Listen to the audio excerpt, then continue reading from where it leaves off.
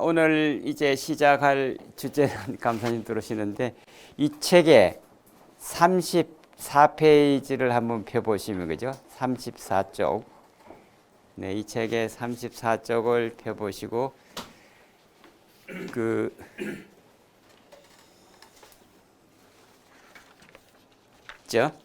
여기를 한번 쭉 한번 읽어주세요. 약간 좀 큰 소리로 그죠? 네.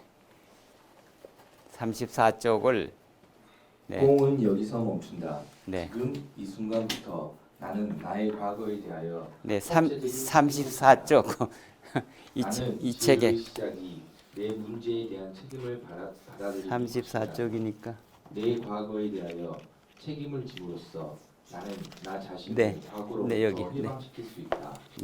내가 스스로 선택한 더 크고 밝은 미래를 나아갈 수 있다. 나는 앞으로 나의 현재 상황에 대하여 그 누구에게도 책임을 전가하지 않겠다. 나의 교육 배경, 나의 유전자, 일상생활의 다양한 요건이 나의 미래에 부정적인 영향을 주지는 않도록 하겠다. 내가 성공하지 못한 이유를 이런 통제하기 어려운 힘들에게 미룬다면 나는 과거의 거미줄에 사로잡혀 영원히 빠져나오지 못할 것이다. 나는 앞을 내다보겠다. 나의 운명을 지배하도록 내버려 두지 않겠다. 공은 여기서 멈춘다. 나는 내 과거에 대하여 모든 책임을 진다. 나는 내 성공에 대해서도 책임을 지겠다. 내가 오늘날 심리적으로, 육체적으로, 정신적으로, 재정적으로 이렇게 된 것은 내가 선택한 결단의 결과이다. 나의 결단은 언제나 나의 선택에 좌우된다. 나는 나의 사고방식을 바꿈으로써 늘 적극적인 방향을 지향하고 파괴적인 방향은 거듭보지도 않겠다. 나의 마음은 미래의 해결안을 응시하고 과거의 문제에는 더 집착하지 않겠다. 나는 이 세상에 긍정적인 변화를 가져오려고 일쓰는 사람들과 사귀려고 노력하겠다. 나는 편안한 것만을 추구하는 사람들과 어울려 편안한 것만을 추구하는 방식은 철저히 배제하겠다. 결단을 내려야 할 상황이 되면 반드시 결단을 내리겠다. 하나님께서는 나에게 늘 올바른 결단을 내릴 수 있는 능력을 주셨다고 생각하지 않는다. 하지만 일단 결단을 내리는 능력과 잘못된 결단을 내렸을 경우 그것을 시정하는 능력은 주셨다고 생각한다. 감정의 기복에 따라 나의 정해진 노선을 벗어나는 일은 결코 없을 것이다. 일단 결단을 내리면 끝까지 그것을 밀어붙일 것이다. 나의 모든 정성을 기울여 그 결단사항을 실현하려 할 것이다. 공은 여기서 멈춘다. 나는 내 생각과 내 감정을 통제한다. 앞으로 왜 하필이면 나지? 라는 질문을 던지고 싶을 때면 즉각 나에게 안 된다는 법이 어디 있나 고 답변하겠다. 도전은 하나의 선물이고 또 배울 수 있는 기회다. 역경이 찾아오면 나는 그것을 해결해야 할 문제로 생각하지 않겠다. 단지 선택해야 할 문제가 있을 뿐 내 생각은 명료함으로 올바른 선택을 할 수 있을 것이다. 역경은 위대함으로 가는 예비 학교이다. 나는 이 예비 과정을 입학한다. 왜 하필이면 나지? 나에게는 안 된다는 법이 어디 있나? 나는 멋진 일을 해내고 말겠다. 나는 나의 과거에 대하여 총체적 책임을 진다. 나는 내 생각과 내 감정을 통제한다. 나는 내 성공에 대하여 책임을 진다. 공은 여기서 멈춘다. 네, 이 전체 문장 속에서 마음에 드는 한 라인을 한번 그어 보시기를 옆으로 이렇게 언더라인을 한번 해 보시기를 부탁드리겠습니다. 이 앞에서부터 뒤에까지 있는 것 중에 마음에 드시는 분을 그 줄을 한 줄 정도 카트에서 한번 지금 우리 김기영 씨는 어떤 부분이 마음에 들어요?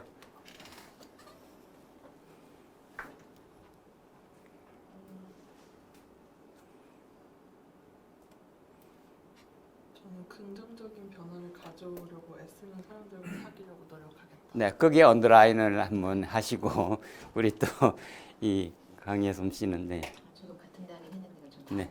네. 내가 성공하지 못한 이유를 이런 통제하기 어려운 힘에 미룬다면 난 과거의 거미줄에 사로잡혀 영원히 빠져나오지 못할 것이다. 네, 그게 또 언더라인 하시고 우리 파트너님, 네. 감정의 기복에 따라 나의 정해진 노선을 벗어나는 일은 결코 없을 것이다. 네. 이런 등속으로 한번 그 언더라인 하시는 거를 이 부분적으로 좀 이렇게 키워드를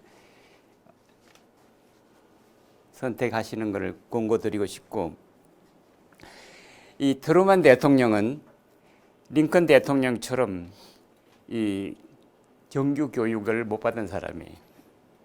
그리고 법률 그 전문 양성소에 가서 변호사 양성소에 가서 다녀서 변호사가 됐어요.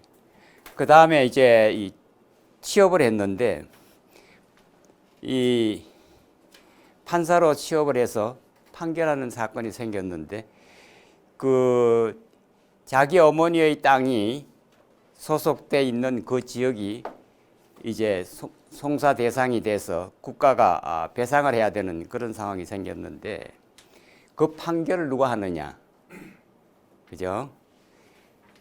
그래서 그런 상황이 생겼을 때에 이 트루먼 대통령은 이 내 어머니의 땅이 여기 관련돼 있기 때문에 내가 이 송사를 맡으면 안 될 것 같다, 이렇게 해서 어나운스먼트를 했어요.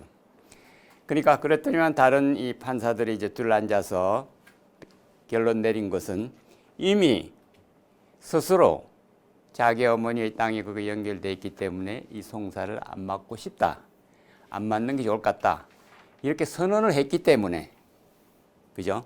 선언을 했기 때문에 그 선언으로 충분하다, 이 사건을 맡아라, 이런 결과가 된 거예요, 그죠? 그래서 판결 결과가 어떻게 하는 거 아니에요? 다른 분들의 땅의 대가는 지금 책정된 그 가액대로 지불하되 자기 어머니에 대한 땅 그 부분은 자기가 공직을 떠날 때까지 결제를 안 한다, 대전을 지급 안 한다 이거죠. 불리한 판결을 내렸죠, 그죠? 자기 어머니가 이름으로 되어 있는 그 땅에 대한 배상은 자기가 공직을 떠날 때까지 지급하는 것을 보류한다, 이런 판결을 내린 거예요. 이게 굉장히 유명한 자기 클리어런스로, 그죠? 자기가 인볼브되어 있다고 얘기를 했고 그 판결 결과에서도 가장 불리한 판결을 내려줬잖아요, 그죠? 이렇게 한 사법의 중요한 판례로 지금 남아 있습니다. 그리고 트루먼 대통령이요, 물러났을 때 대통령 연금이 없었어요. 이분이 해병대 근무했기 때문에 군대에서 나오는 뭐 이렇게 연금 뭐 그런 건 있을 수 있지만 대통령 연금이 없었어요, 그죠? 그러니까 너무 초라하게 살고 있으니까 대통령이 저렇게 초라하게 저렇게 있으면 되느냐, 이렇게 해서 대통령 연금법을 처음 제정한 거예요. 트루먼 대통령의 살림살이가 하도 평균 이하니까 이분을 보호해야 된다, 그렇게 하면서 대통령 연금제를 도입을 하기 시작하는 거예요. 그리고 우리나라에 이제 6.25 이 동란이 터졌을 때 그때 이분이 이제 휴가 중이었어요. 휴가 중이었는데 우리나라는 이미 북한이 침투되어 온다는 걸 알고 있었고 여러 가지 긴박한 상황이었는데 그 당시에 이 주미 대사가 장면씨인데 끊임없이 북한의 정세 또 러시아와 관련되는 정세를 지속적으로 백악관에다가 보고를 했었어요. 근데 이제 드디어 터진 거예요, 그죠? 터졌기 때문에 본인이 백악관을 달려간 거예요.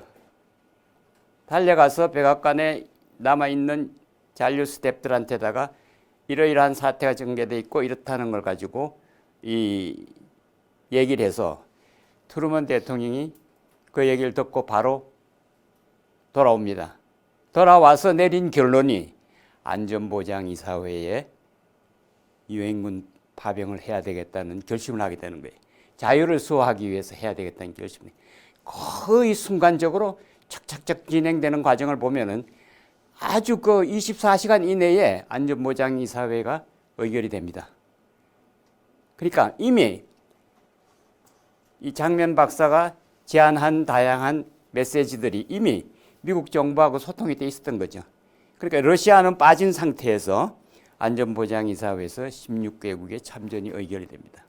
사실 한편 생각해보면 우리나라 역사의 그 한 분기점에서 6.25 동란이 그렇게 발생했던 그 당시에 가장 위대한 결정을 하신 분이 이 트루먼 대통령이고 또 히로시마에 이 원자폭탄을 떨어뜨리는 결론을 내립니다. 이분이 맨하탄 프로젝트를 개발하는 거죠. 원자폭탄을 만드는 거예요. 그것을 엄밀하게 만들어냈는데 만들고 난 다음에 여러 가지 그 이슈가 있겠죠, 그죠? 여러 가지 이슈가 있는데 모든 것은 내가 책임진다. 이 메시지가 원자폭탄을 떨어뜨리기 전에 본인 스스로 자기의 결심을 어나운스먼트한 겁니다. 그래서 굉장히 유명한 이 메시지로 이게 남아 있습니다. 그래서 여기 결론적인 것은 뭘 얘기하시는 거 아니? 어카운터빌리티라는 것은 끝이 없다. 요만큼 내가 책임지는 게 아니라 끝없이 무한 연대 책임이다, 그죠? 그래서 이걸 책무성으로 번역하는데 행정학회에서 책임과 의무, 행정학회에서 책임과 의무를 다 합쳐진 개념으로 이걸 책무성으로 번역을 해요. 사실 우리 회계학이나 뭐 경영학 쪽에서는 뭐 책임성 또 뭐 설명을 해줘야 될 의무 뭐 이렇게 그 어떤 영문적인 표현을 번역을 하는데 행정학회에서는 책무성으로 딱 자리매김했어요. 그래서 이것을 저희가 작년과 금년에 이 감사원에 용역을 할 때 이게 맨 먼저 키워드로 들어갔어요. 최고 관리자가 스스로 내부 통제에 대해서 내가 책임이다. 다른 누구의 책임도 아니다. 내 책임이다. 그것을 선언하라. 선언하라. 그리고 그 선언한 것을 실현하라. 바로 실현하라. 그 실현 정도가 어느 정도인가를 평가를 하자 하고 그 작년에 평가 지표가 거기에 연결돼 있었어요. 그래서 제가 생각하기에 금년에도 이제 평가 지표가 많이 좀 개선될 거라고 생각이 되는데 오늘 오후에 문호성 전 이 감사원 연구원장도 했고 감사원 2차장도 하신 분이 오셔서 이제 이거 특강을 하시는데 사실상 그분 주도로 이 작업이 완성이 됐는데 그 내용을 전할 때 이 책무성이라는 말을 여러분이 다시 한번 각인하게 될 것이고 이건 누구의 것도 아니고 모두가 공동 연대 책임지는 거다 이거지. 모두가. 그러니까 내부 통제는 어느 한 코너에서 문제가 아니라 모두가 다 연대해서 책임진다. 저쪽이 이상한데 이상하다고 생각되면은 아예 거기에 좀 정보를 공유하도록 문호를 터놓으면은 그쪽이 무너지는 것을 막을 수 있다는 거죠. 그래서 이 책무성이라는 키워드가 이 내부 통제 과정에서 저희가 그래서 이 지금 내부 통제 학회의 메시지 속에 저기에 이 인티그리티 다음에 옆에 어카운터빌리티가 들어가 있어요. 그죠? 이 두 가지 축이 밑바닥이 튼튼해야 그 위에 컨트롤십이 작동할 수 있다. 그래서 그런 메시지로 이 난을 한번 이렇게 해보시면 좋겠고 특히 이제 이 공인회계사회에서 이분을 모시다가 이분이 이제 저 서울대 명예교수를 하시다가 이제 물러나셔서 이 성숙한 사회 가꾸기 모임의 이 대표를 하고 계시는데 이분이 한 말씀이에요. 여기 이분이 한 말씀 중에 제가 지난 부분만 말씀드린다면은 자연과 인간을 고통과 행복으로 통제한다. 자연과 인간을 고통과 행복으로 통제한다 이죠. 우리는 통제를 받고 있다 이거죠. 우리는 통제를 받고 있다. 지속적으로. 그리고 이 한국 사람들이 가지고 있는 가장 좋은 점이면서 가장 심각한 문제는 세계에서 경쟁력이 가장 높은 나라다. 그러니까 어쨌든 1등을 해야 되겠다는 것이 일반적으로 조사를 하면은 80%다 이거죠. 근데 외국은 1등이 아니고 시티즌십이다. 이거 시티즌십. 평범한 시민이 되면 된다는 거지. 평범한 시민이 되면. 그렇기 때문에 외국 사람들이 갖고 있는 OECD 같은 데서는 1등이 중요하긴 하다 이거죠. 그러나 보다 더 중요한 것은 밸런스다 이거죠. 그래서 이게 1등의 지향점을 갖고 있는 우리는 한편 생각하면 세계에서 가장 경쟁력이 강하다고도 볼 수 있지만 한편 생각하면 너무 옆을 돌보지도 못한다. 그죠? 뒤를 돌보지도 못한다. 이런 인상을 줄 수 있어요. 그죠? 그래서 뇌물은 가난한 자의 돈이 부자에게 직행하는 것이다. 이게 철학자가 했는 얘기예요. 그죠? 이 철학 교수니까. 가난한 사람의 돈이 부자한테 직행하는 것이 뇌물이다 이거죠. 이런 표현을 이분이 썼고, 이 품격이 있는 사람은 자신을 절제하고 다른 사람에게 투명하고 공정하게 대하는 것이다. 사실은 자기의 보따리를 좀 내려놓고 투명하고 공정하게끔 하는 게 바로 이 품격을 높이는 이제 이 방법이다. 마지막에 보시면은 한두 사람을 속일 수 있으나 많은 사람을 속일 수 없다. 그리고 집단이 훨씬 비도덕적이다. 집단이 결정하는 것이 굉장히 비도덕적이다. 그래서 그 다산 정약용 씨가 우리한테 준 메시지 중에 공금으로 회식을 하면은 포식을 한다 그랬어요. 그죠? 그죠? 그 옛날에 우리가 한번 다시 이 되짚어 본다면은 이 집단의 행위가 훨씬 더 비도덕적일 수 있다. 어떤 그룹의 행태가 비도덕적으로 쓸려갈 가능성이 많다. 한 사람은 그렇지 않는데도 그런 메시지를 여기서 한번 되짚어서 어카운터빌리티와 연결시켜서 한번 보시면 좋겠고, 여기에 이 내부 통제의 10가지라고 해서 이제 인터넷에서도 나오기도 하고 또 각각에서 나오겠지만은 사실 이 마샬 골드스미스는 이 인간의 그 품성을 관리하는 이 컨설턴트입니다. 여기에 자신을 거울에 비춰보라. 또 원숭이처럼 마음이 막 움직인다 이거야. 사실 얼마만큼 움직이느냐. 거의 1분을 채 머물지 못하고 막 움직이기 시작한다 이거죠. 그리고 항상 자신에게 집중하려면은 방해가 많이 된다 이거죠. 많이 된다. 그래서 눈을 감는다 이거죠. 자신에 집중하기 위해서 눈을 감는다. 불평은 적게 하고 더 많이 일을 하라. 더 많이 일하라. 불평을 하지 말라는 뜻이나 마찬가지예요. 어떤 집단이든지 얘기할 때 불평을 하는 순간에 그 분위기가 그냥 싸늘하게 다르게 바뀔 수가 있기 때문에 굉장히 불평에 대해서는 절제할 필요가 있다. 항상 능동적인 질문을 하라. 긍정적으로 보라. 또 지금 행복하라. 지금 행복하라. 현재 순간에 행복하게 느껴라. 그런 메시지. 하는 일을 사랑하라. 하는 일을 사랑하라. 사실은 법정 스님이 하시는 메시지하고도 일맥통행해요. 그죠? 무소유를 하면은요, 무소유하는 순간에 자기가 가지고 움직이고 있는 그 공간이 그렇게 즐거울 수가 없대요. 무소유일 때. 그죠? 그렇게 그 했던 얘기가 좀 기억에 나기도 하고, 자신의 삶을 자기가 디자인하라. 누가 해주지 않는다. 사실 트루만의 성장 과정이나 또 트루만의 그 대통령으로서의 그 역할이나 또는 이제 사회공헌 사업에 이분이 많이 참여도 하시기도 했지만은 가지고 있는 이것은 일은 끝이 없어요. 사실은 죽는 순간까지 우리는 뭔가를 해야 돼요. 뭔가를. 어떻게? 사회봉사로. 그래서 미국의 80대 이상 가까운 그런 그 대학 교수님한테 제가 어떻게 너는 연결하면서 네 활동을 연결하느냐.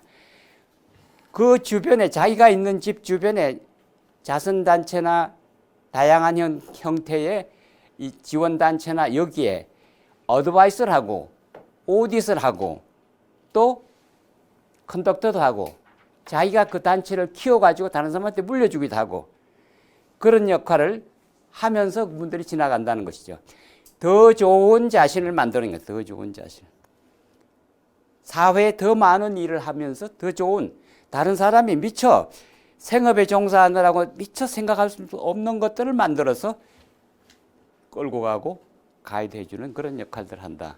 그래서 그런 점을 한번 생각해 보시면 이 10가지가 그런 대로 의미가 있는 메시지라고 생각될 겁니다. 그죠? 그래서 여기에 이제 그 지난번까지는 이것을 제가 시험 문제로 냈었는데 이번에는 시험 문제로서는 픽업을 안 했어요. 그죠? 근데 사실은 한편 생각하면은 이 2020년에 내부 통제를 체크리스트에 의해서 이렇게 하니까 이 5개 요소와 17개의 원칙, 또 뭐 75개의 부대 원칙, 그런 거를 가지고 체크를 하라고 그러니까 회사에 들어온 지 10년 미만의 직원이 그냥 스케줄에 따라서 체크를 하는 거예요. 지금 우리나라의 내부 회계 관리제도하고 같은 거죠. 미국도 마찬가지예요. 그렇게 체크하는 거예요. 체크해 보니까 전체적으로 문제가 없다. 그러면 그 내용이 바로 SEC에 등록이 되고 SEC에서 알려지기 시작하는 거예요. 그렇게 상장법인들의 재무제표가 그렇게 나오게 되는 과정이 SEC가 볼 때는 굉장히 못마땅한 거예요. 엔론 월드컴을 사태를 막기 위해서 만들어 놓은 전략인데 이게 아래 사람에 의해서 그냥 체크리스트에 체크했다고 해서 그냥 회계감사법인이 가서 특별한 문제점이 없다고 생각된다. 이런 정도의 마일드한 표현으로 그냥 지나가고 있으니까 안 되겠다. 그렇게 해서 절충안으로 나온 것이 바로 이 뉴 ERM입니다. 최고 경영자가 리스크 관리에 깊이 관여하면 좋겠다. 그래서 최고 관리자가 경영에 관리하는 것이 바로 거버넌스잖아요. 최고 경영자가 깨끗하게 하는 문화를 만들어내야 된다는 거죠. 그래서 여기에 거버넌스란 말과 문화란 말은 거의 동의어입니다. 사실 동의어. 그렇죠? 동의어예요. 거버넌스 문화. 거버넌스와 문화가 아니라 거버넌스 문화예요. 그죠? 그런 기본으로 현재 우리 내부 통제, 우리 국내에 규정 같은 거 잘 돼 있어요. 그것을 한 단계 뽑아 올리는 방법은 뭔가 하니? 전체에 확산을 시켜줘야 되죠. 그 역할을. 그래서 여기에 거버넌스와 문화 이 칼럼에서 이사회가 리스크를 관리하라. 이사회가 리스크를 관리하라. 이사회에서 리스크를 논의하라. 또 이사회가 리스크 중심으로 움직이라. 그런 메시지가 여기 들어갑니다. 그죠? 그러니까 리스크는 위에서부터 관리하고 물론 아래도 관리해야 되겠지만은 위에서의 관리가 굉장히 중요하다. 그래서 리스크 감독이라는 말도 한번 우리가 좀 되짚어 볼 필요가 있고 두 번째 이제 내려올 수 있는 그것을 지원해주는 운영 조직을 가지고 있느냐 그것을 실천하는 방법이 있느냐 하는데 그 마지막 단을 보면은 유능한 사람을 채용하고 교육하고 유지 여기에 언더라인 하시면 좋겠어요. 사실은 이게 저는 공기업의 경우에 저게 제일 중요한 것 같아요. 뽑아가지고 뽑을 때 그 수준보다가 이 사람이 발전해야 돼요. 발전하는 것은 채용돼서 그 전문 교육, 그 회사 나름대로의 전문 교육에 굉장히 자기가 인볼브 될 수 있는 기회가 주어져야 돼요. 특히 이제 그 업종이 일반적인 업종이 아니라면 더욱더 전문 교육을 강화시켜줘야 된다. 그리고 그 사람이 떠나지 않게끔 그 조직 속에서 내가 성장하고 있음을 느낄 수 있게끔 해줘야 된다. 이 세 가지 키워드가 거버넌스의 문화에서 해야 될 가장 쉬우면서도 낮은 단계이면서도 조금 그냥 작년에 했는 대로 뭐 그냥 그렇게 지나가는 거다. 그러니까 교육 프로그램은 어떻게 하는 거 아니? 매 연도에 희망자들의 요망을 받아서 가능한 한 업그레이드 된 방향으로 개편돼서 관리해 줘야 된다. 그래서 그 사람이 떠나지 않게 유지하는 것은 떠나지 않게 해줘야 된다. 사실 이 MZ세대가 돌았다가 굉장히 쉽게 떠나가는 거예요. 떠나가는 궁극적인 요인은 내가 이 조직에서 승승장구하는 것에 대해서 자기 나름대로 계산해 보는 거죠. 그죠? 답답하게 느껴지면 떠나갈 가능성이 많다. 그래서 그 점을 한번 우리는 여기서 이 거버넌스 측면에서 한번 보시고, 또 이제 두 번째로는 전략과 목표를 동일한 선상에 놓아라. 전략팀 따로 있고 목표 설정하는 팀 따로 있고 그러면 안 된다는 거죠. 그래서 지금 우리 환경공단의 경우에 이 그 내부 통제 전담팀이 전략팀에 들어가 있습니까? 윤리경영실에 들어가 있습니다. 전략팀에 들어가는 게 바람직해요, 사실은. 전략팀에다 갖다 붙이면은 전략과 목표 설정에다가 내부 통제를 갖다가 접목시키는, 그게 리스크예요. 기획실에. 물론 코디네이팅을 그렇게 할 수도 있겠죠.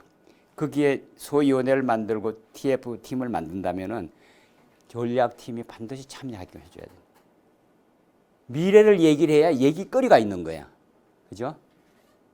내년도 계획, 또 다음 분기 계획, 다음 차례 계획을 생각해야 되는데, 여기에 그래서 전략과 목표 설정은 같은 선상에 놓고 비즈니스 내용을 소상하게 서로가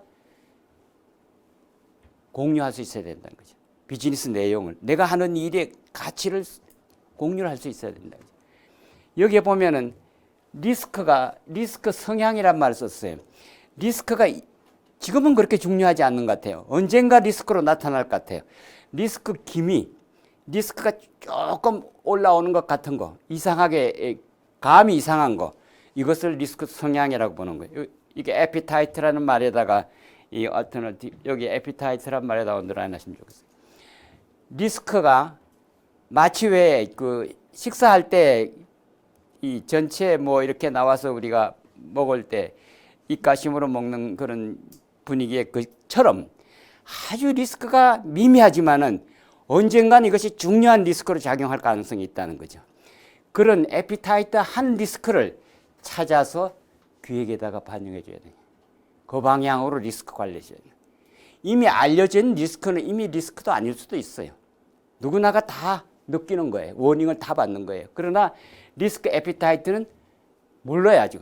모르는 가능성이 미미하다고 무시하고 있는 리스크일 수도 있어요. 이런 거를 뽑아 올려라, 찾아내라. 그것을 가지고 리스크 에피타이트 스테이트먼트를 만들어서 전부 다가 공유하라. 이렇게 이제 제안을 하고 있습니다. 그죠? 대안을 설명하고 뭐 목표 계획을 수립한다 그러는데, 계획 수립할 때에 기획실에서 내년도 계획을 지금 다 짜는데 예산도 짜고 뭐도 하고 다 하지 않습니까? 그죠? 사실은 저기서 나오는 핵심의 키워드는 이 모든 사람이 참여해야 되기 때문에 각자가 자기 하는 일 속에서 내년도에 이런 일을 넣었으면 좋겠다고 생각되는 것을 전부 다가 쌓아 올려서 그것을 위로 올라가서 위에서 이렇게 얼라이먼트를 하게끔 만들어줘야 된다. 그래서 사실은 각 부서의 내년의 업무 계획을 세우는 것은 밑에서부터 얼개를 짜서 위로 올라가게끔 그렇게 업무 계획을 짠다. 그래서 이제 이 전략을 따는 CEO 쪽이 아니고 감사님 휘하에서 한다면 감사님께서는 작년에 안 한 걸로 금년에 새롭게 해야 될 것이 뭐냐, 2024년에 해야 될 게 뭐냐, 그런 관점에서 지금부터 끊임없이 우리 감사를 하면서 그 사람들이 느끼는 그 기분에서 새로운 메시지에 새로운 것을 내년에 감사 테마로 끌어올린다 이거죠. 새로운 것을 한다고 생각할 때 이 사람들이 굉장히 열띤 토론을 하게 되고, 또 열띤 토론을 어느 시점에 하는 게 좋은 거 아니에요? 오후에 3시 이후에 하라 그럽니다. 왜냐하면 3시 때에 에너지가 제일 떨어져서 모든 게 귀찮아지고 이제 보침 싸고 움직여야 되는 그런 상황에 가는 거예요. 그죠? 3시에 새로운 어젠다로 얘기하게 하라. 최소한 한 달에 한 번 또는 적절한 레벨의 워크숍식으로 오후 3시 하자. 그래서 오후 3시는 독일의 칸트가 자기가 공부를 하다가 머리가 정리가 안 되는 시간이 오후 3시라고 그랬어요. 그래서 거기서부터 2시간 산책을 하는 거예요. 제가 독일에 살았기 때문에 아침 7시부터 일을 시작합니다. 공장이. 그리고 얼마 6시에 일어나겠죠. 그죠? 7시부터 일을 시작해서 오후 3시가 되면 끝납니다. 오후 3시까지 마무리해요. 오후 3시 이후는 자녀들이 학교에서 갔다가 돌아오고 뭐 그럴 수 있잖아요. 같이 나가서 축구팀, 뭐 테니스팀, 뭐 수영팀 나눠가지고 각각 가족이 그 단지 내에서 그렇게 지나는 거예요, 공간. 그래서 오후 3시는 사실은 업무의 마감 시간입니다. 이 마감 시간일 때 새로운 테마로 새롭게 얘기하라고 그러면은 그때 나오는 얘기는 굉장히 짧으면서 5시 이전엔 떠나야 되는 상황 아닙니까? 그죠? 그러면 그 짧은 시간에 한 90분, 60분 정도의 시간에 중요한 어젠다로 메시지를 탁탁탁탁 던져줄 수가 있다. 그죠? 그래서 오후 3시가 전략 목표를 설정하는 것을 예비적으로 다시 한번 생각해보자 하고 메시지를 나눌 수 있는 좋은 공간이다. 그래서 제가 삼성증권에 사회이사를 할 때 그렇게 했어요. 이 오후 3시에 각 본부장들 모아서 특히 금요일 날 오후 3시에 모아서 이 각 지역 본부장들 모아서 U자 테이블로 이렇게 해서 사장 자리는 여기 정해지는데 그 이외에는 들어오는 순서들 안 씁니다. 여기 이렇게 해서 쭉 돌아서 한 3, 40명이 들어오면은 여기에는 맨 늦게 온 사람이 사장 옆에 또 앉습니다. 그죠? 지점의 간부들이 주로 이렇게 앉게 되는데 들어와서 회의할 때 얘기하는 순서는 역으로 갑니다. 역으로. 즉 늦게 온 사람이 먼저 얘기하게 합니다. 그죠? 그럼 어떻게 해요? 차분하게 듣고 얘기하려면 어떻게 해요? 빨리 와야죠. 빨리 와야죠. 그죠? 사실은 제가 이것을 이 삼성증권에서 거의 일반화를 시켰고 그것이 퍼져서 삼성그룹에 퍼졌습니다. 회의 방법은 대표, 소위 회의를 주관하는 사장은 말씀 안 한다 이거죠. 말씀하지 않고 거기에 전무나 또는 상무나 이런 분이 옆에서 회의를 주재합니다. 그죠? 쭉 얘기하게 하죠. 병원에 사장이 뭘 시작하면 분위기가 완전히 달라지기 때문에 사장은 맨 마지막에 구독점으로 좋은 얘기를 잘 들었다는 정도의 코멘트만 하고 이렇습니다. 그죠? 그 중에서 에피타이트에 해당되는 좋은 아이디어가 나온 거를 뽑아 올립니다. 뽑아 올려서 그 아이디어를 낸 본부장이나 그 지점장이 부부 제주도나 동남아시아나 어느 지역에 여행할 수 있는 티켓을 줍니다.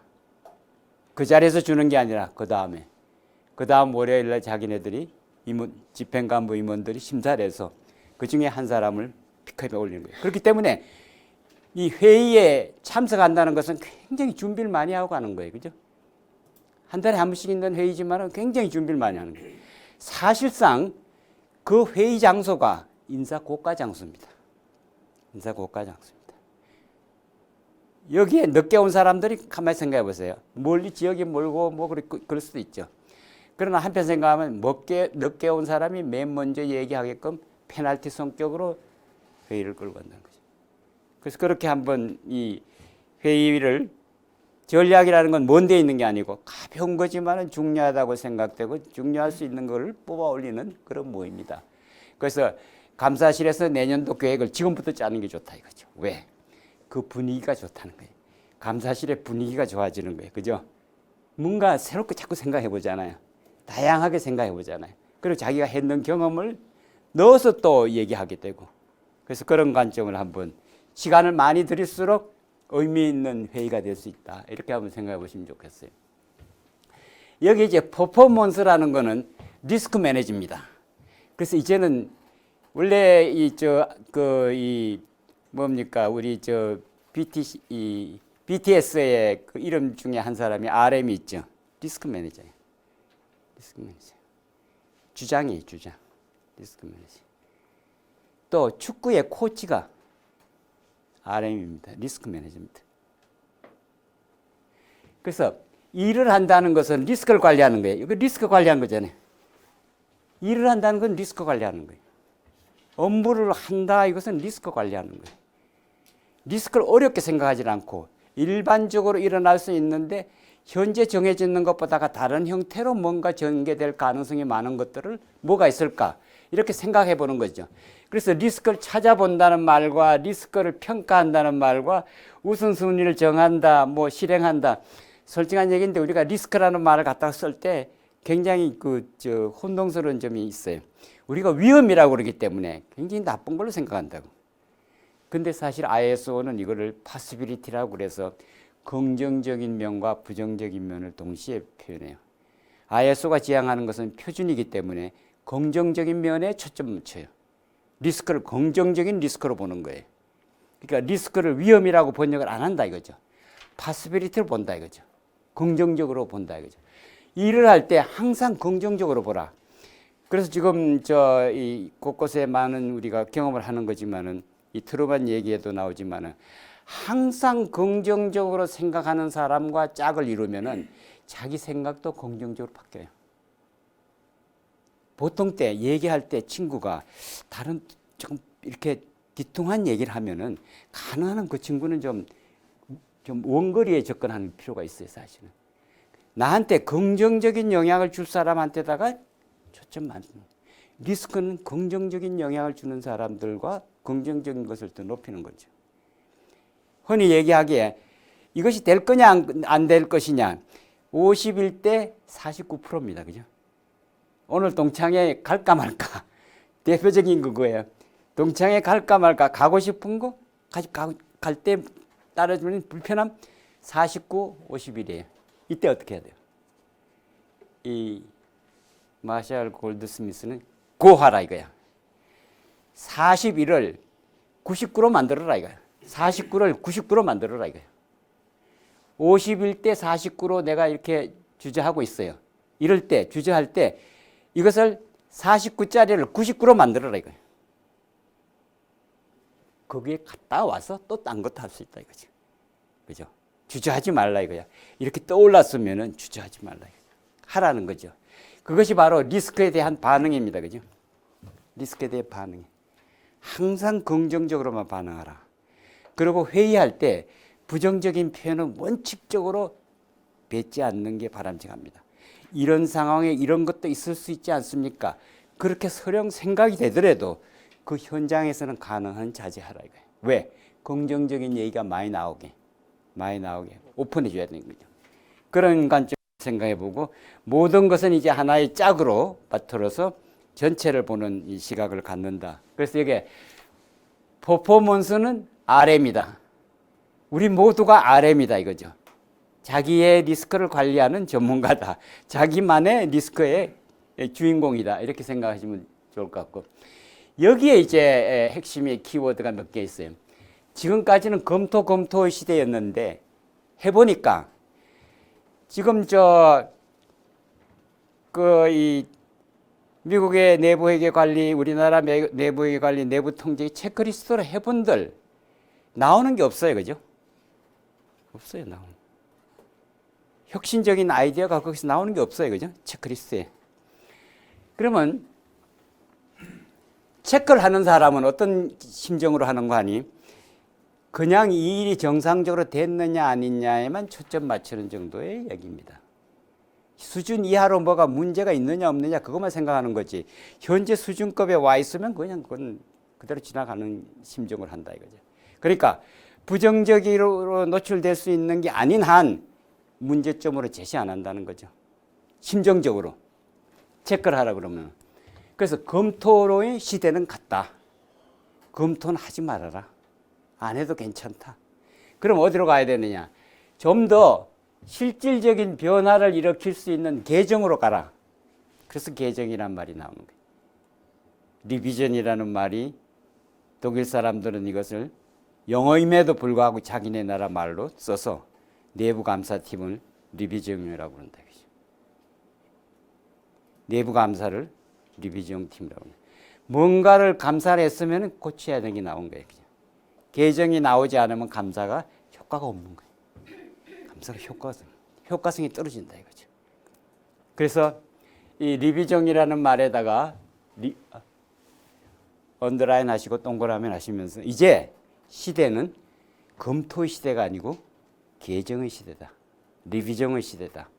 또 우리 리비전을 해나가는 과정에서 보면은 변화를 시키자면은 어떤 기존 제도를 들여다봐서 그것을 새로운 방향으로 개선하는 겁니다. 그래서 여기에 Improvement in Enterprise Risk ERM 전체를 improvement라는 말다가 언더라인 하시고 현재보다가 뭐 특별히 잘하는 게 아니라 현재보다도 약간 약간씩 잘하게 조금 더 잘하는 방향으로 끌고 간다. 이것은 혼자 하는 것이 아니라 바로 그룹이 하는 일이다. 그래서 오후 3시에 임프루브먼트 회의를 한다 이거죠. 그래서 보통 이 많은 국제 기구들이 오후 3시를 임프루브먼트 세션이에요. 회의하는 시간. 메시지를 주고받는 시간. 그죠? 그런 시간으로 임프루브먼트라는 데다가 언더라인 하시면서 ERM은 리스크를 통해서 새로운 것을 찾아내는 것이구나. 이렇게 생각하시면 좋겠고, 그 다음에 정보와 소통이라는 말에 지금 내부 통제가 머물고 있어요. 근데 어디로 가는 거 아니? 보고로 가요. 보고. 자, 보고가 이 정보와 소통 수준에 머물면 현재 하고 있는 일에 대해서 알고 서로 공유하는 거예요. 정보를 공유하는 거예요. 이 보고는 한 단계 더 높게 가기 위해서 여기에 나타난 문제점을 개선해서 효과를 보는 결과를 내줘야 된다 이거죠. 그래서 지금 유한 킴벌리 어저께 강의 들으셨겠지만 거기는 회사 직원이 회사로 바로 출근 안 합니다. 거래처로 바로 갑니다. 특히 영업에 있는 분들은. 거래처에 가서 거의 하루 종일 있어요. 거기서 일어난 일에 대해서 메모하고 그쪽에서 주고받는 정보를 공유하고 그런 공간에서 그 사람들하고 소통하고 그러면서 그날 있었던 것을 보고를 하면은 그날 일과가 끝입니다. 그죠? 그날 일과가 끝입니다. 돌아오지 않습니다. 그죠? 보고로. 참 그거는 저는 유한 킴벌리가 잘하고 있는 예의 하나다. 그죠? 그 어디 가고 고객한테 전화하고 뭐 그럴 수 있잖아요. 고객을 찾아가는 거예요, 그냥. 고객을 찾아가는 거예요. 정례적으로 방문하는 거나 같은 거죠. 고객한테 줄 거 받을 것도 다 얘기도 할 수 있겠죠. 그래서 이게 리포팅에 초점을 준다면은 리포팅은 제대로 하자면은 리포팅을 생략하는 방법은 리포팅을 좀 더 이게 간결하게 하는 방법은 녹음 녹화한다. 모든 회의를 녹음 녹화한다. 일단 제도를 그렇게 갖춘다 이거죠. 아마 우리 환경공단의 경우는 어떻게 해요? 회의.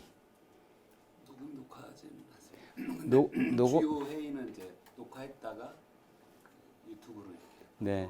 사내 방송. 물론 큰 거는 그렇겠죠. 예, 조그만 거는 못하죠. 전혀 쓸모없는 거라도 요즘은 녹음기가 또 녹화가 어렵지 않으니까 아예 원칙적으로 하는 걸 한번 도입을 해보세요. 제도적으로, 시스템으로. 그리고 그 회의에서 나온 요약은 한 페이지로 요약을 한다. 한 페이지 이상짜리 보고서는 윗사람이 필요하지 않아요. 한 페이지 이상은 필요하지 않다. 테마에 한두 가지만 초점 맞춰서 끌어올린다 이거죠. 그래서 여기에 보고에다가 보고의 혁신이다. 보고의 ERM이다. 보고 문화를 근본적으로 바꾸는 것이다. 그리고 실제로 일하시는 분들도 이 녹음이 된다고 생각하는 순간에 허튼 소리를 못해요. 그죠? 굉장히 중요한 얘기를 해요. 그래서 아마존 같은 데서는 먼저 회의를 하기 전에 6쪽짜리 6페이지 정도 맥시멈 A4로 6페이지 정도의 메모를 해서 회의의 주요 어젠다와 취지에 대해서 메모를 해서 미리 회의하기 전에 준다는 거죠. 자, 한번 생각해 보세요. 회의 주제와 관련되는 회의 주관하는 사람들의 의도와 그 주요 내용은 이런 걸 얘기하려고 그런다. 이런 얘기를 많이 줬으면 좋겠다 하는 메시지를 드리는 거를 6쪽짜리의 메모로 보낸다는 거죠. 그 메모를 다 읽고 생각하고 리뷰하고 그러고 회의에 참석한다는 거죠. 그러니까 회의가 얼마나 줄겠어요. 그렇죠? 굉장히 준비가 많이 필요한 거예요. 그죠?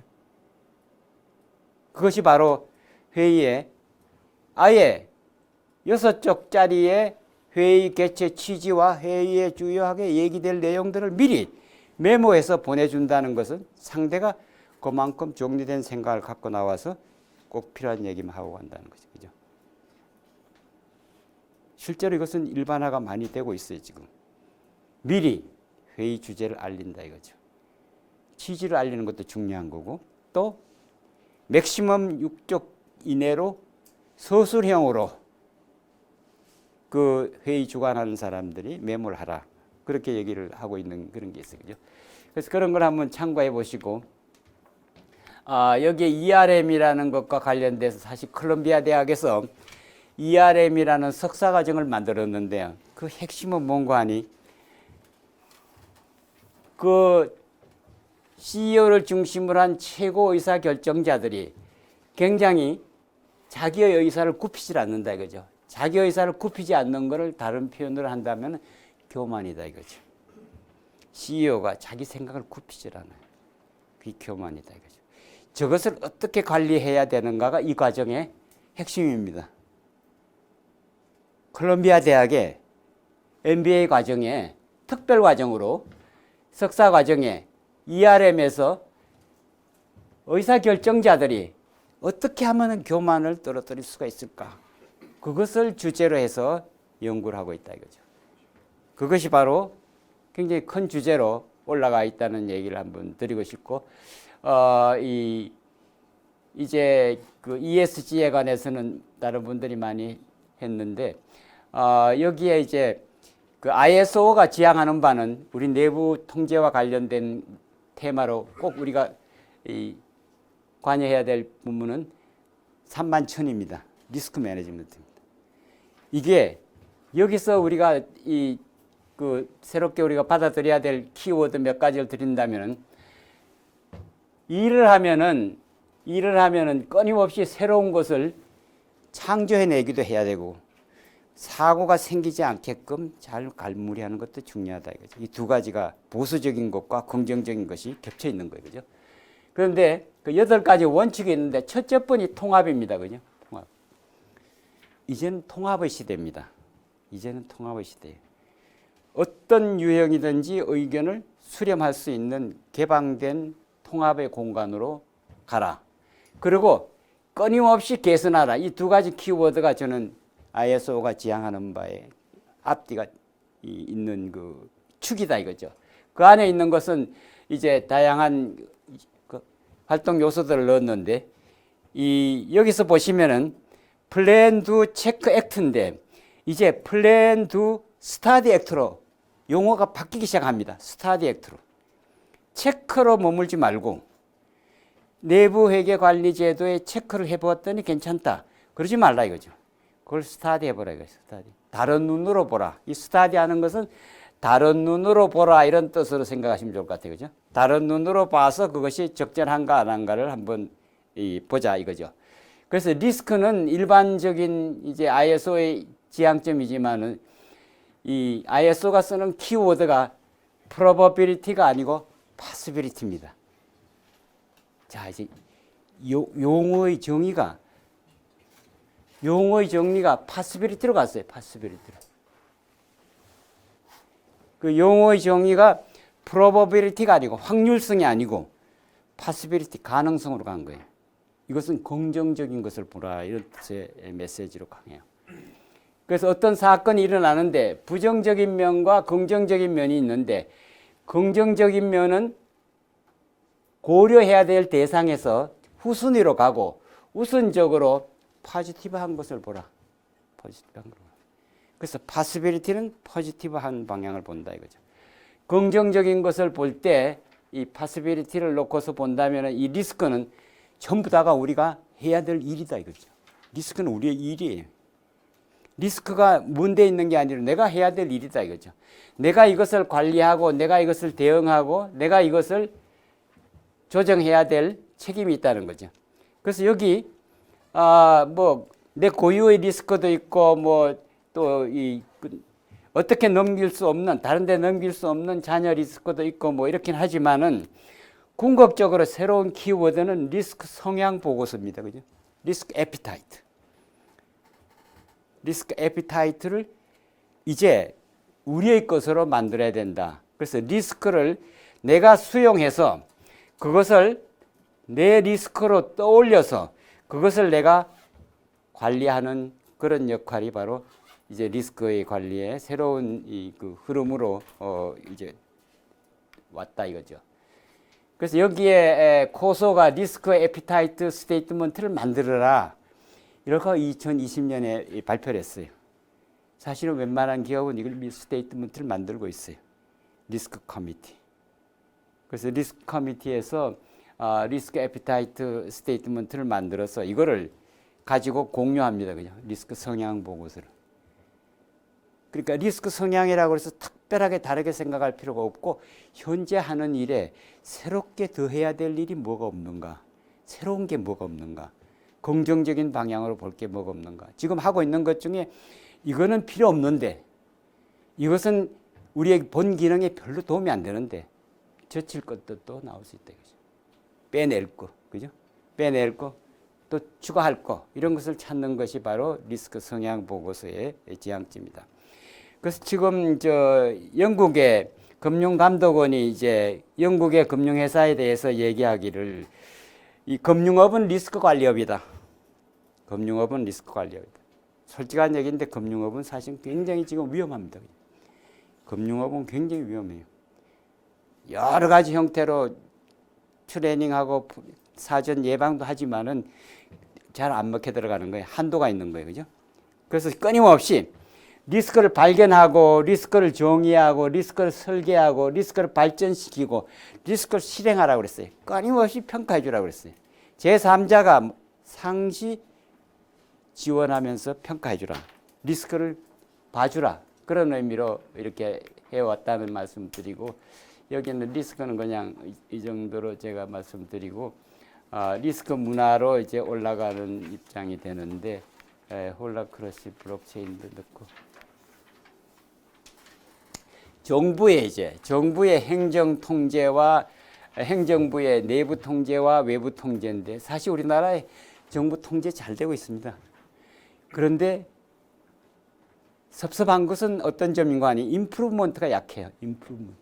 개선이 약해요. 제가 행정학회에 이제 들어가서 가끔 이제 이 얘기를 듣고 또 참여해 본 경험이 있는데 이 행정이 정책이 바뀌자면은 뭐가 바뀌어야 되느냐? 뭐가 바뀌어야 되느냐? 그 얘기를 할 때 자율적으로 자기가 스스로 전문적으로 표준에 의해서 통제하는 이 비제도적인, 제도적으로는 잘 돼 있어요. 비제도적인 측면이 너무 약하다. 이구동성으로 행정학회의 많은 전문가들이 또 현직에 계시는 고급 관료들도 이 위에 부분은 잘 되고 있어요. 아주 잘 되고 있어요. 이 밑에 부분 비제도적인 부분에 와서는 뭐예요? 제도적으로 됐으면 됐다 이거예요. 끝났다 이거예요. 이 태도가 굉장히 우리가 고쳐야 될 부분이다. 끊임없이 고쳐야 될 게 있다. 제도는 고치기 위해서 있는 거다. 고쳐야 된다는 것을 좀 한번 강조드리고 싶고 특히 이제 이 컨트롤러라는 말을 썼는데 공군의 공정통제사를 컴배트 컨트롤러 팀이라고 그러는데 이분들의 미션이 작전 지역에 먼저 침투해서 가장 중요한 역할을 하면서 맨 마지막에 나오는 사람입니다. 그죠? 먼저 들어가고 가장 마지막에 나오는 거죠. 사실은 내부 통제라는 것은 먼저 들어가고 마지막에 나올 수 있는 그런 역할을 하는 건데 코트라의 감사실에 감사님 제가 코트라 사무실에 한두 차례 방문한 적이 있는데 그 코트라의 이 국문으로는 감사 이렇게 써놓고 그 아래다가 컨트롤러라고 써놨어요. 시대의 흐름을 앞서가는 거예요, 그죠? 앞서가는 거예요. 벌써 오래전 거예요. 그래서 지금 코트라 직원이 여기 와서 연수를 받는 과정에서 요즘도 이 말을 그대로 쓰고 있느냐 하고 그대로 쓰고 있는데 이 오디트로 바꿔야 되지 않느냐 그런 얘기가 있다고 해서 오디스의 시대는 갔다. 컨트롤러의 시대다. 컨트롤 중심의 오디시다. 그러니까 컨트롤의 초점 맞춘 그 표현이 더 낫다 이런 말씀 제가 해드린 적이 있습니다. 참고 한번 하시고 그리고 이제 지자체들의 이 자율적인 내부 통제를 할 때 이 내부 통제 학회가 코로나 이전에는 가끔 이제 저희가 전문위원으로 평가를 하기 위해서 그분들이 발표하면은 이제 순위 매기고 이럴 때 참여했던 적이 있습니다. 그때 토론된 내용들 중에서 그분들이 하는 얘기가 이거예요. 청렴은 말이 아닌 행동과 실천이다. 자, 윗사람이 청렴하라, 청렴하라, 뭐 내가 청렴하게 한다. 그 말은 필요 없다 이거죠. 바로 실천이다. 사실 그렇습니다. 키워드 써놓고 청렴 뭐 어떻게 그 별로 필요 없다 이거지. 실천은 어떻게 하고 있느냐. 실천력이 굉장히 중요하다. 그래서 서양의 표현은 빌린다면은 고기는 썩는데 머리부터 썩기 시작한다 이제. 고기가 머리부터 썩기 시작. 가장 쉽게 썩는 데가 머리 부위다 이거죠. 그래서 그런 말씀드리고 여기에 공직자가 1%가 부정부패하면은 공직이 무너진다. 그러니까 99% 잘해도 1%가 못하면은 무너진다 이거죠. 그 1%를 어떻게 0%로 업그레이드 하는 게 이 미션이다. 뭐 이런 말씀을 그때서 했던 적이 있어서 그래서 저희가 이번 용역하면서 일본 책을 번역하는 과정 속에 일본의 지방자치단체의 장들은 가와사키 내부통제위원장이 바로 가와사키 시장입니다. 민선 시장입니다. 이 민선 시장이 자기가 내부 통제를 어떻게 하겠다, 어떤 목적으로, 어떤 대상으로, 어떤 체제로 어떻게 공표하겠다. 그리고 내부 통제했는 결과를 주민들한테, 가와사키 시민들한테 내부통제위원회 위원장 이름으로 발표합니다. 이게 굉장히 큰 변화입니다. 아주. 아마 일본이 우리보다 앞선 이유 중에 바로 이 가와사키의 사례가 중요한 사례입니다. 우리는 지자체의 시장이 아니라 부시장이 자율적 내부통제위원장을 합니다. 솔직한 얘기인데 2인자가 통제하는 경우하고 1인자가 통제하는 경우하고 통제의 방향이 다릅니다. 그죠? 그래서 우리는 일본을 벤치마킹 해야 된다 해서 저희가 가와사키 시처럼 시장이 직접 내부통제위원장으로서 내부통제를 하고 그 결과를 보고를 하라.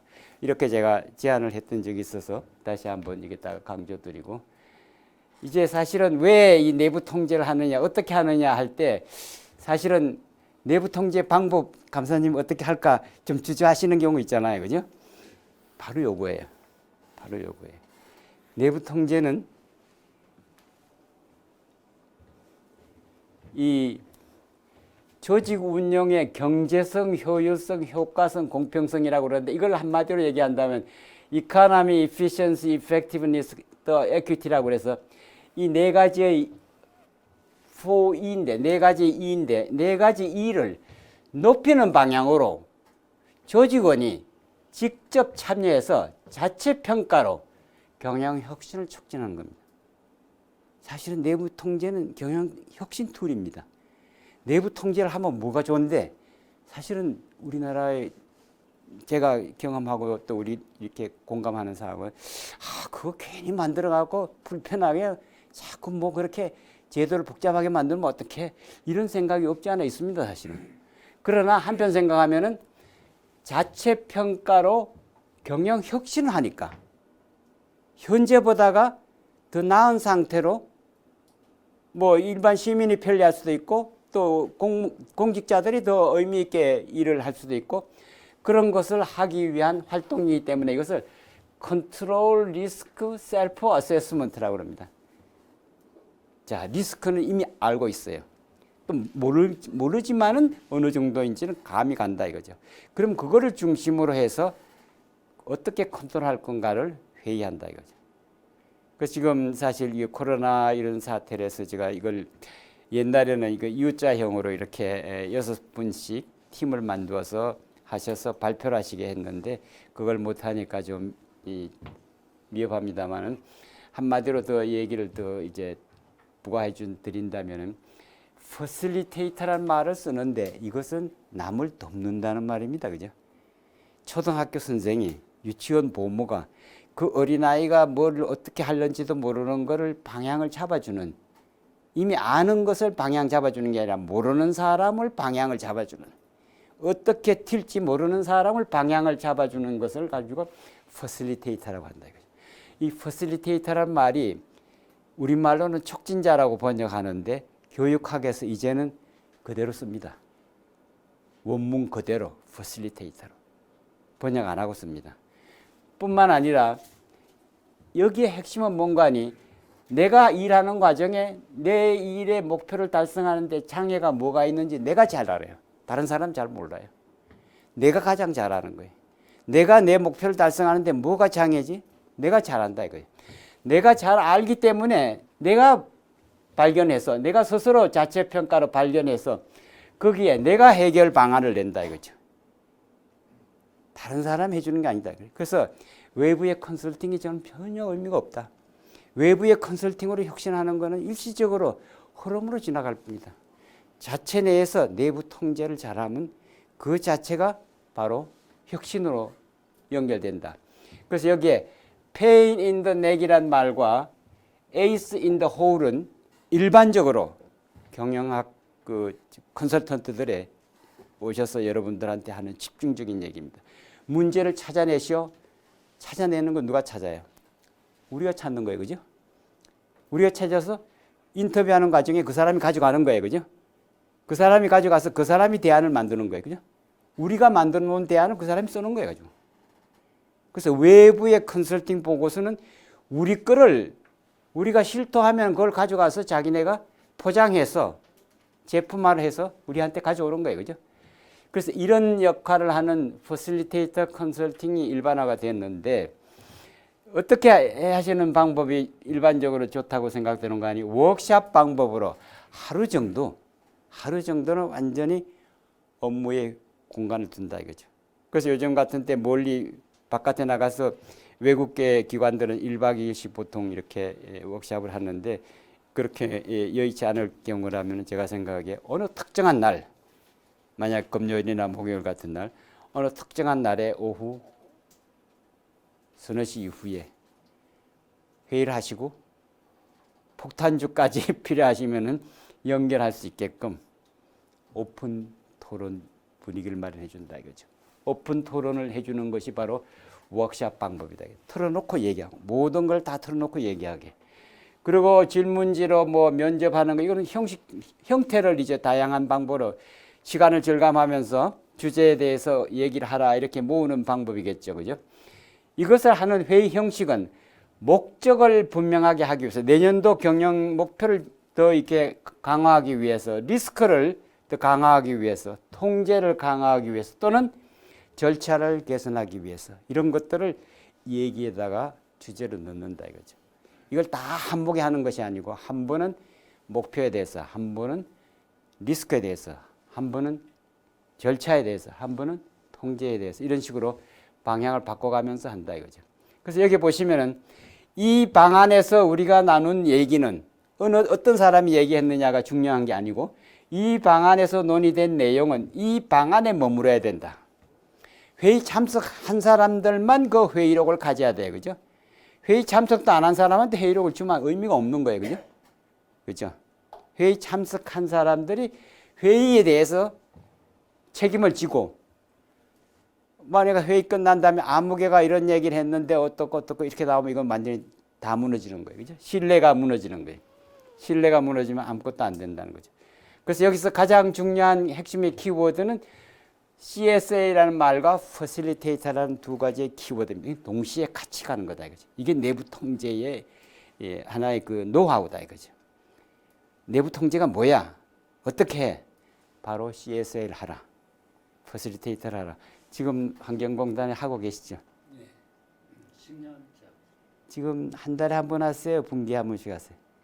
동계 저희가 그 1년치를 모아서 네. 10월, 11월 달에 하는데요. 네. 그 수시로 하는 게 그게 정기고요. 네. 그 수시로 네. 수시하는 게 그 정시하는.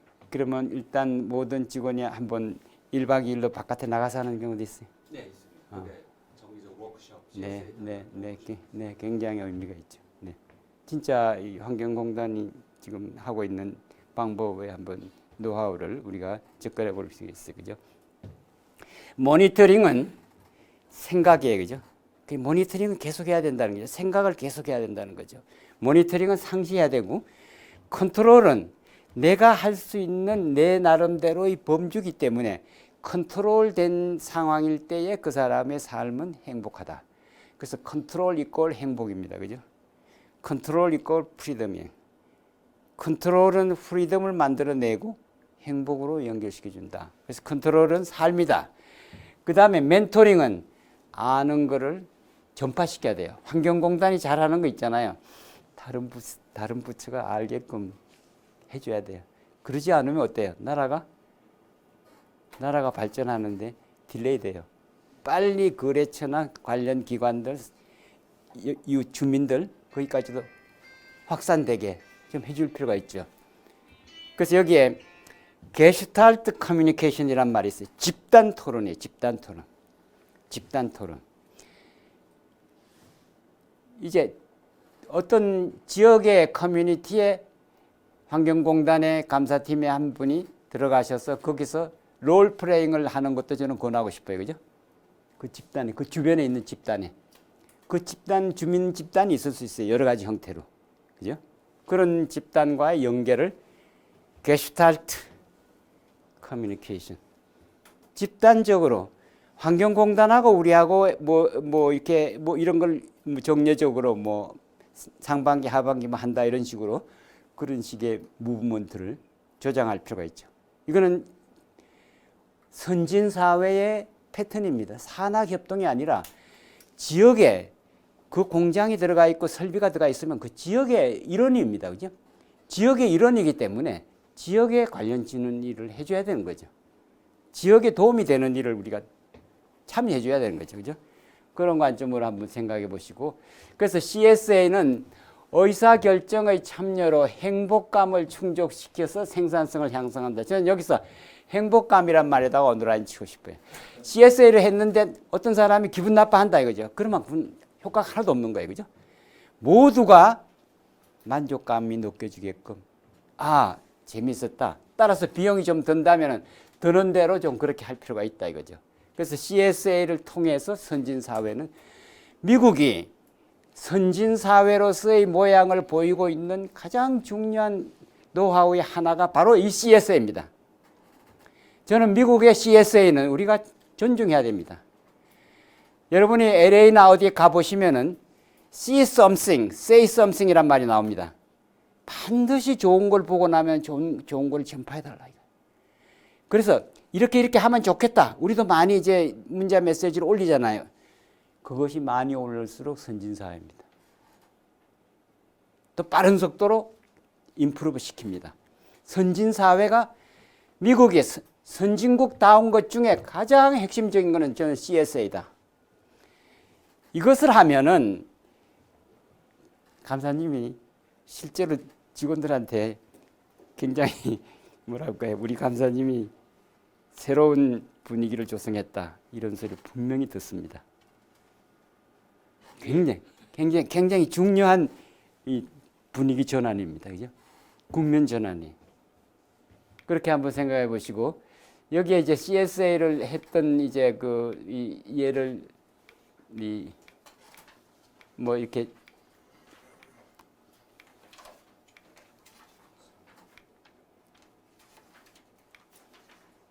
이 구글이라는 회사가 사실 우리가 좀 따라가서 배워야 될 그런 위치에 있는 회사이기도 한데, 구글은 상향식으로 여기에 이것은 인사부문에 우리가 권고하고 감사를 하시면서 인사부문에 이런 게 있는가 없는가 따질 필요가 있는 것 같아요.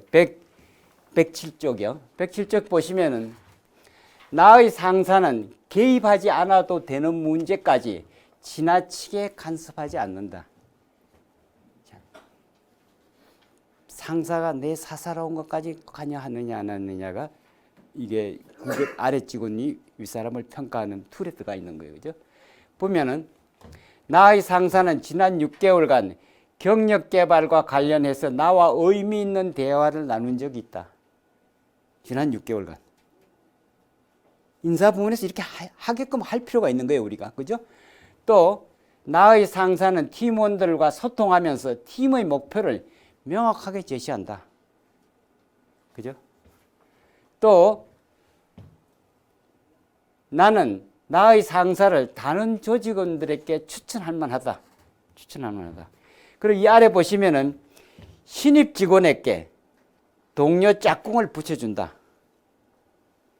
사실 서먹서먹하잖아요. 그죠? 새로운 친구한테. 뿐만 아니라 신입 직원이 인맥을 구축하도록 옆에서 도와준다. 6개월 동안에 한 달에 한 번씩 점검을 해서 그 사람이 안정되게끔 해준다.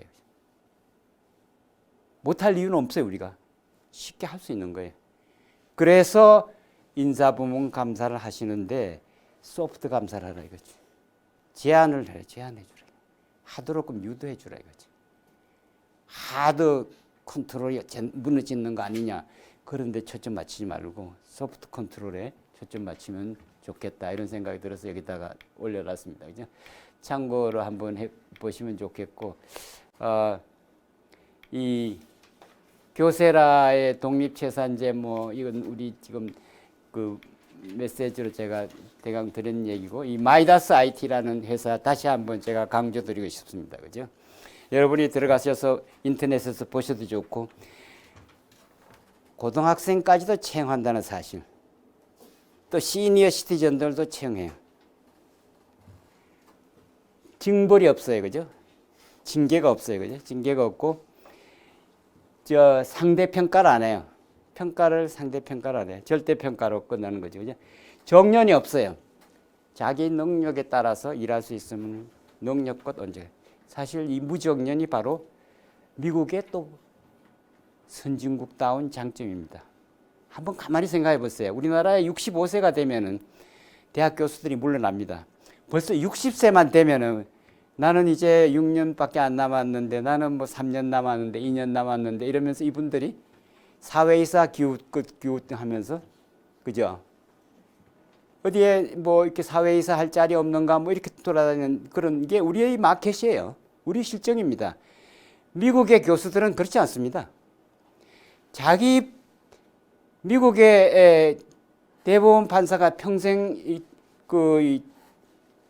자기가 근무 못하고 내가 힘들고 이렇게 된다고 생각되면 스스로 물러나는 거죠. 그 연령대에서.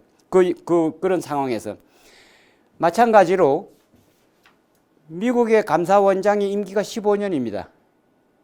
15년 동안 감사원 원장으로서 활동하고 난 다음에 이분이 물러나면 딴 데 어디 기웃거릴 수가 있잖아요. 그것을 방지하기 위해서 15년 지난 후에 이분이 종신 연금을 받아요.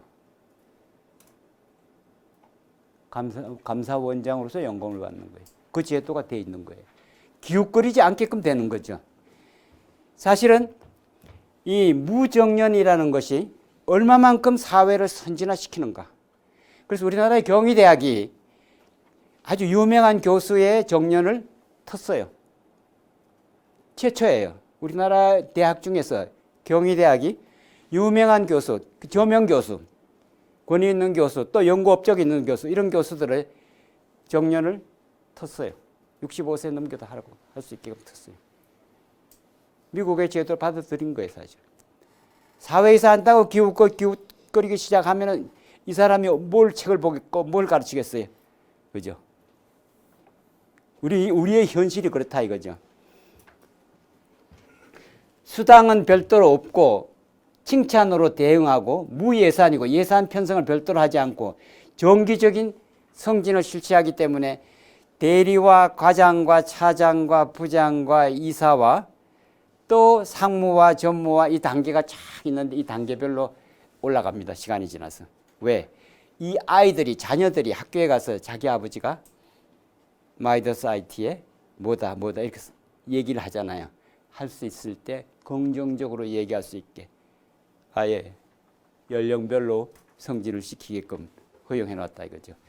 그래서 여기에 사람의 인성을 보고 뽑는 아주 유일한 회사가 이런 게 있다는 걸 한번 이 말씀을 한번 드리고 싶고, 이제 이 강조드리고 싶은 사항은 이겁니다. 퍼실리테이터가 되어야 되기 때문에 감사님이 퍼실리테이터 중에 치프 퍼실리테이터입니다. 그죠? 감사님 치프 퍼실리테이터예요. 치프 퍼실리테이터인데 핵심이 뭔가 하니 지시하지 말고 질문하라. 여기 언더라인 하시면 좋겠어요. 지시하지 말고 질문하라. 항상 질문으로 시작하라. 지시하지 말고 질문하라. 그리고 모든 정보는 가치 있기 때문에 끝까지 들어라. 끝까지 들어라. 그 사람이 조금 행선수설하더라도 조금 시간 주면서 끝까지 들어주라 이거죠. 그 사람 스스로 말을 마무리할 수 있게끔 해주라. 집단의 일이기 때문에 집단을 이해하고 이러이러한 주제를 가지고 집단에 어긋나는 집단 그 지성에 가까운 주제와 조금 멀게 떨어지면은 집단 지성에 가깝게 얘기하도록 그 사람을 가이드해서 그 사람을 끌어내서 그 사람이 오도록 그렇게 가이드해주는 이 소위 미팅을 리더하는 사람이 되라. 미팅의 주관자가 되라. 그죠? 미팅의 주관자가 되라. 그 다음에 이제 토의를 진행할 때 그 토의에 몰입을 하기 위해서 사실 핸드폰은 꺼야 돼요. 그죠? 핸드폰도 끄고 심하면은 바깥에서 와서 회의에 누구 찾거나 이러는 거나 가능한 차단하게 하고 제한된 범위 속에서 그렇게 할 필요가 있다. 그런 얘기를 한번 이 진입을 하도록 해주고 몰입을 하도록 해주고 감정 관리에 초점을 맞춰서 얘기하게 하라. 사실 어저께 제가 이 교수님 저희 그 두 감사님한테 여기 우리 전문위원이 이 강의하는 태도가 제가 불손하다고 꾸짖었습니다. 왜? 이 여태껏 당신 잘했는데 왜 질문을 자기 기준으로 질문하느냐? 감사님들한테 자기 기준으로 질문했다 이거죠. 내 기준으로 질문하면 안 된다는 거죠. 또 질문하는 게 그만큼 중요한 어젠다도 아니다 이거죠. 당신 강의 방법 바꿔라. 제가 엄격하게 좀 통제를 했습니다. 사실. 어저께 처음 들었어요. 그 사람이 그런 적이 없었어요. 그런데 어저께 두 감사님한테 질문을 던지는 내용을 볼 때 그 내용을 그렇게 질문하면 안 되는 내용들을 가지고 했기 때문에 제가 엄격하게 정말 거꾸로 제가 원장의 입장에서 전문위원들의 강의가 미흡했음을 말씀드리고 싶고 실제로 퍼실리테이터의 초점을 맞춰서 퍼실리테이터의 관점에서 수업도 마찬가지입니다. 퍼실리테이터입니다. 서로 모르는 겁니다. 서로 모르는 미지의 세계를 우리는 하나씩 업그레이드 해 나가는 겁니다. 제가 경험한 바에 의한다면은 미국은 1등국 될 자격이 있다. 뭐? 내부 통제로. 모든 조직의 내부 통제 문화가 1등 국가답다 이거죠. 아랫사람의 의사를 적극적으로 반영해 준다. 이 퍼실리테이터 역할을 하는 사람들이 일반화 이게 문화가 돼 있대요. 미국에. 이 미국의 문화로 한번 생각해 보세요. 주인답게 일하라. 주인답게. 딴 생각하지 말라 이거죠. 한번 주인의식을 가지고 집단적으로 목표 달성을 한다고 생각하면서 뛰어들어라. 정보를 경청하고 명확하게 통합하라. 또 이 개방, 공정, 참여로 환경을 조성한다. 이게 지금 미국의 최근 떠오른 겁니다. 다이버시티란 말은 개방을 하기 위한 전제 조건으로 다양성입니다. 그죠? 그리고 다양성뿐만 아니라 그것을 넘어서 상대와 우리와의 관계에서 대등하게 내가 높은 자리에 앉아있고 상대는 낮은 자리에 앉아있다. 상하 간의 얘기다. 그렇게 생각하지 않게끔 분위기를 바꿔주라 이거죠. 에퀴티. 대등하게. 에퀴티라는 건 대등한 게. 대등한 입장. 그 다음에 상대가 한 내용을 그 사람의 얘기가 그 내용에 그 사람 나름대로는 의미 있게끔 얘기한 거기 때문에 그 사람이 의도했던 내용의 메시지를 내가 가능한 받아들여라 이거예요. 인클루전하라 이거죠. 그리고 그 사람하고 나하고는 같은 배를 타고 지나가야 될 시대의 운명이다 이거죠. 한 시대에 사는 사람 입장에서는 같이 사는 시대에 같은 운명으로 지나가는 거다 이거죠. 이게 저는 이 개방이고 긍정이고 참여적인 환경을 조성한다. 이게 바로 지금 미국의 문화에 미국의 DEIB가 미국의 현재 선진국다운 모습입니다. 그게 저는. 왜 미국이 선진국이 되느냐? 바로 그 점에서 그 정신 자체가 선진국답다 이거죠. 우린 사실 외국인을 너무 뭐라고 할까요? 이단시예요, 그죠? 다이버시티가 너무 적어요. 너무 적어요. 그래서 그런 점을 우리는 좀 고쳐야 될 필요가 있고, 회의 진행을 계획하고 갈등, 부정 감정을 건설적으로 관리한다. 자, 여기에 사실 부정적으로 관리한다는 말에다가 언더라인 하시고, 우리는 언제나 부정의 생각이 49, 긍정의 생각이 51에 있습니다. 그죠? 그래서 저는 그거를 극복하기 위해서 제가 이 프로그램에서 도입해서 하는 이 그 메시지가 있는데, 긍정을 어떻게 부정의 생각을 긍정으로 바꾸는가, 바꿀 수 있는 방법이 있는가, 저는 얼마든지 있는데 그거를 우리가 실행을 하지 않는다, 못하고 있다. 이렇게 생각하면서 긍정을 어떻게 부정을 긍정으로 어떻게 바꿀 것인가에 대한 거를 제가 여기다가 좀 오늘 이 얘기에다가 좀 첨가를 하려고 그럽니다. 그죠?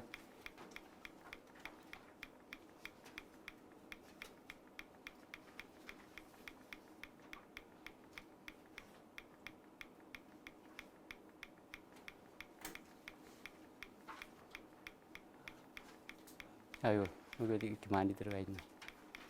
이게 지금 저 고급방 거를 여기다가 파일링을 첨부해 놨기 때문에 이 고급 그 내용이 있음을 좀 이해해 주시고, 이 혼합된 이유는 다 연결이 될 수 있는 내용들이기 때문에 자료는 보시라고 이제 갖다 놨습니다. 지금 여러분한테 책상 위에 펼쳐져 있는 성격 진단표가 있어요. 그죠? 이 성격 진단표가 있어요. 그것을 이 337쪽이요. 7쪽보다 340쪽. 340쪽을 펴시고 이 성격 진단표를 옆에다가 이렇게 갖다 놓으시고 이러시면서 이제 여기다가 이렇게 하셔서 이게 9가지의 성격 패턴이 나와 있어요. 그죠? 현재 이 순간에 느끼는 기분을 그대로 그냥 그렇다 이러면은 2점, 또 약간 뭐 좀 미흡하다 하면은 1점, 전혀 그렇지 않다 이러면 0점, 이렇게 표현하시면서 현재의 느낌으로 첫째 번 항목에 이 340쪽에 이 자신의 결점을 고치려고 노력한다. 정말 그렇다. 이런 다음에는 2점. 그냥 나는 보통이다. 이러면 2점. 강도가. 또 그렇지 않다. 이런다면은 0점. 이런 식으로 2점, 1점, 0점 이 단위로 아래 위로 한 번만 읽고 여기 1번이.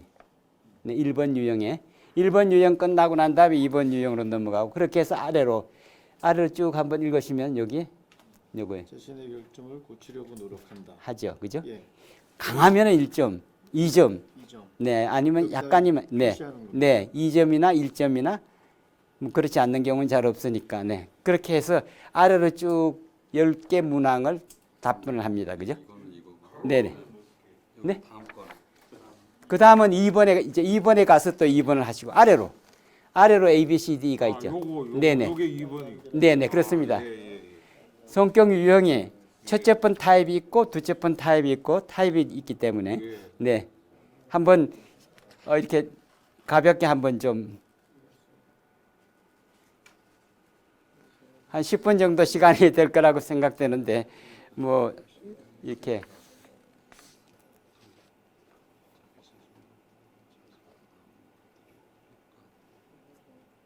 한 번만 읽었어요. 그죠? 2번 읽지 마시고 그런 느낌만 갖고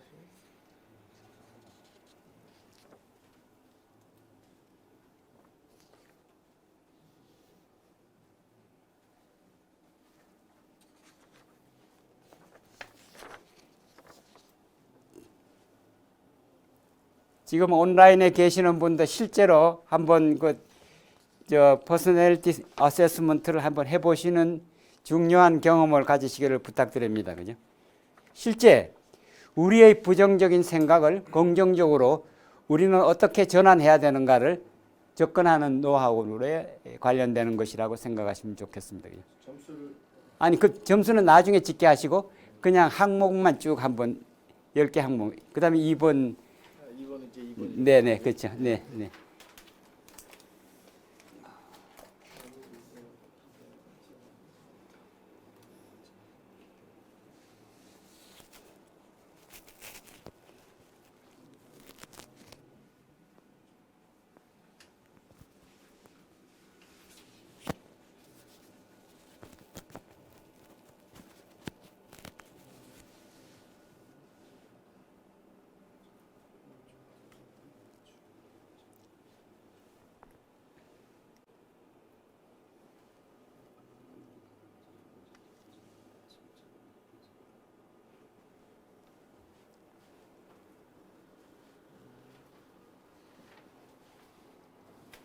이 양식이 네 그래 가지고 340쪽에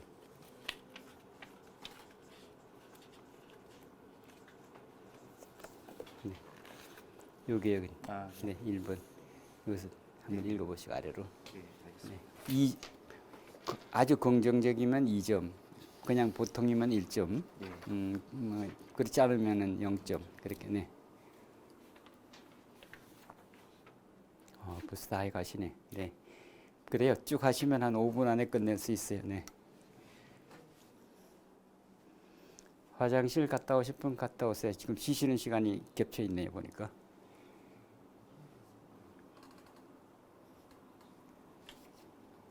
네. 다음. 예, 예. 네. 있습니다.